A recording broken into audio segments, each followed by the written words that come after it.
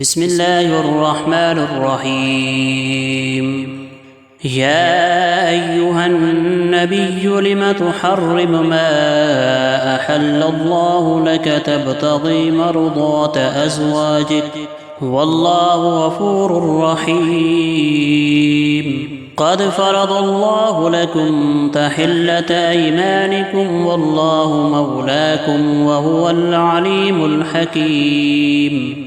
وإذ أسر النبي إلى بعض أزواجه حديثا فلما نبأت به وأظهره الله عليه عرف بعضه وأعرض عن بعض.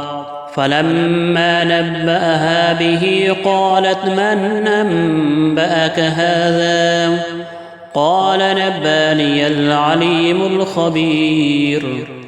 إن تتوبا إلى الله فقد صغت قلوبكما وإن تظاهرا عليه فإن الله هو مولاه وجبريل وصالح المؤمنين والملائكة بعد ذلك ظهير. عسى ربه إن طلقكن أن يبدله أزواجا خيرا منكن مسلمات مؤمنات قانتات تائبات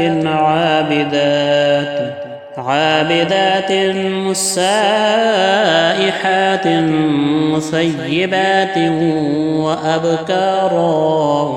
يا أيها الذين آمنوا قوا أنفسكم وأهليكم نارا وقودها الناس والحجارة عليها ملائكة غلاظ شداد لا يعصون الله ما أمرهم ويفعلون ما يؤمرون. يا أيها الذين كفروا لا تعتذروا اليوم إنما تجزون ما كنتم تعملون. يا أيها الذين آمنوا توبوا إلى الله توبة نصوحا عسى ربكم أن يكفر عنكم سيئاتكم ويدخلكم جنات تجري من تحتها الأنهار يوم لا يخزي الله النبي والذين آمنوا معه نورهم يسعى بين أيديهم وبأيمانهم يقولون ربنا أتمم لنا نورنا واغفر لنا إنك على كل شيء قدير. يا أيها النبي جاهد الكفار والمنافقين واغلظ عليهم ومأواهم جهنم وبئس المصير.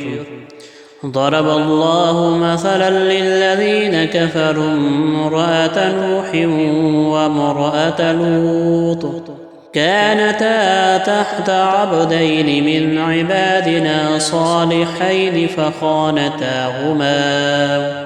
فخانتاهما فلم يغنيا عنهما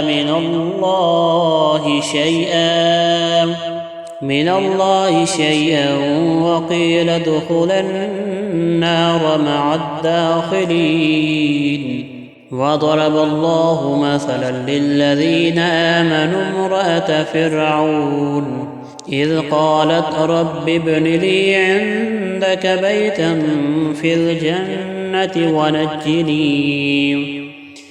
ونجني من فرعون وعمله ونجني من القوم الظالمين. ومريم ابنة عمران التي أحصنت فرجها فنفخنا فيه من روحنا وصدقت بكلمات ربها وكتبه وكانت من القانتين.